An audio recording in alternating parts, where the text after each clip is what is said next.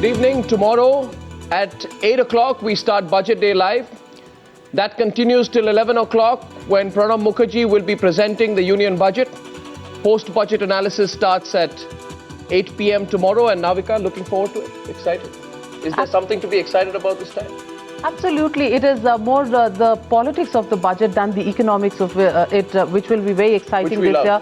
And in the last 24 hours, the build-up has been so immense that we hope the politics will sustain the interest of the general public as much as the railway budget has this year. Dinesh Trivedi will certainly not agree with you.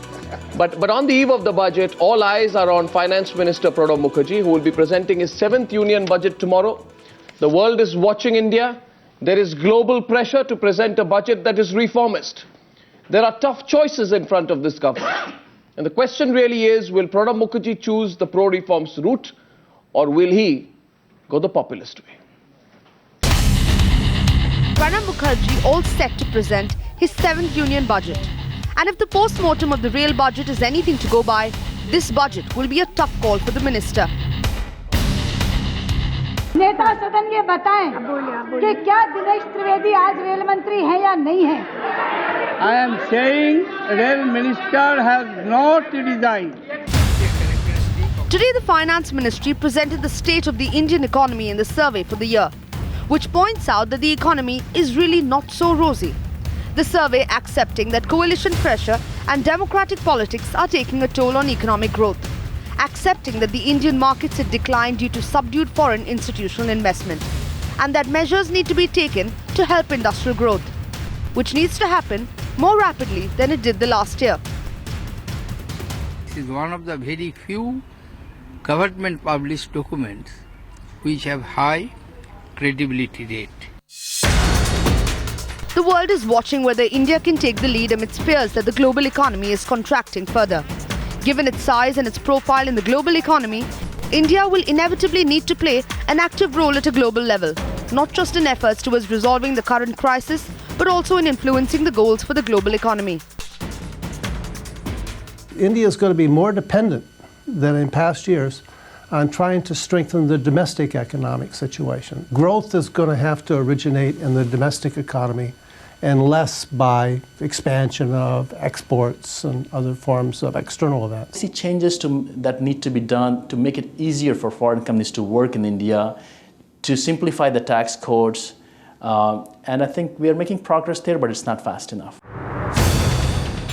In what could be a watershed budget before India enters the pre-general election season, the Finance Minister will need to come good on key reforms. Those in the pipeline include FDI in retail, FDI in aviation, FDI in banking, and possible deregulation of diesel prices. So right now India is climbing a hill, and the hill is based on the lack of reform in the last 5, 6, I don't know how many years you want to count it.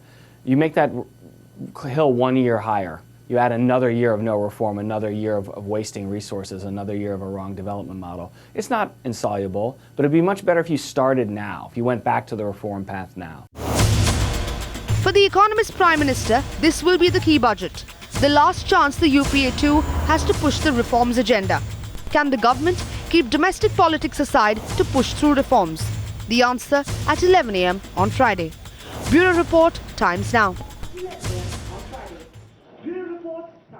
And as part of that coverage, with us in the studio, very privileged to have an extremely experienced panel, which can look both at the economic dimension, but more importantly, the politics of the budget. A great pleasure in introducing, from my immediate left, Lord Meghnad Desai. Thank you for coming back with us. Look forward to your words, your quick analysis. And I don't think you're going to spare anyone this time. No, I hope not. Dr. Subhashish Gangopadhyay, thank you very much, one of the country's best-known economists.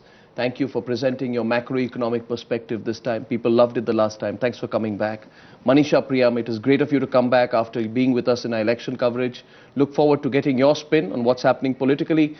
And absolutely fantastic to have Swapan Dasgupta, one of the sharpest voices in terms of understanding Indian politics and in drawing the link between what's happening on the economic front with the compulsions of this government. He's unsparing to the government, let me tell you that. Government will be looking forward, Swapanda, to what you have to say about them. Well, that'll be a novelty. But they don't like what you say, but they can't ignore it.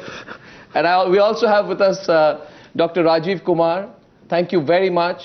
Who's the Director General of FICCI, joining us from FICCI. Tomorrow you will be in our studios, Dr. Rajiv Kumar. Thank you for coming. And of course, Navika, as usual, the bedrock of our programming on the budget. Thank you, Navika, for staying on. We've got 10 questions. We got 10 questions. Before that, on your screen right now, very happy looking Pranab Mukherjee. This is the first time he smiled, by the way, today, Navika, all day. Well, what do you make of that? This is the pre-budget photo op that is held every year. Namo Narayan Meena to his right, he is the banking minister, and Pranab Mukherjee being assisted by his officer on special duty, Amita Paul, there just behind him. He is also flanked by his officials, the Finance Secretary, R.S. Gujral, also their Economic Affairs Secretary, R. Gopalan. Also what we can see over there is Kaushik Basu, the man who's written the economic survey today, the economic survey which was tabled in Parliament. But conspicuous by his absence is one more Minister of State, S.S. Palani Manikam, who's normally there in these photo ops. Is the DMK really looking at something? That's the big question that you would want to ask, because Palani Manikam, very conspicuous in his absence from those pictures. In the first glance that we took a look at those pictures, Palani Manikam not quite flanking his finance minister. That in itself could be a story. We don't know if he's unwell and that's the reason why he's been away, but the fact is that he's not present in those Well, your senior journalist, Mr. Rajagopal, last night about 11:15 p.m. told me, and he went on air saying it's only a matter of time before the DMK ministers are pulled out as a precursor to what happens in the UN vote. But let's not detract from that. The Minister of State for Finance normally doesn't get his pictures in the newspapers or on the television cameras. So this is one of those very rare opportunities. If he's missing, I think it would be right to assume the degree of importance to it. Let's go for our 10 questions. That's very interesting. Let's go for our 10 questions. Swapanda, let me start with you. Question one is, and please throw yourself in because viewers would like to know your take on it. The biggest question is, very generally, will Pranab Mukherjee look at reforms in this budget? It is the last chance, as Navika said. The next budget will be a pre-election budget. Or will he go in for populist measures because everyone's talking of a midterm election in 2013? I think he will address the question of reforms because he's inclined in that direction.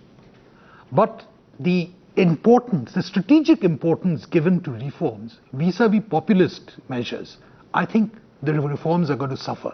So we'll have a nominal genuflection before the idea of reforms, may be a small gesture here and there. But overall, I'm not very optimistic about reforms being on the center stage. You go with that, Lord Desai? My view is that if they went for rail fare increases, they went for it knowingly. I mean, nobody would have said, a ruckus would not happen.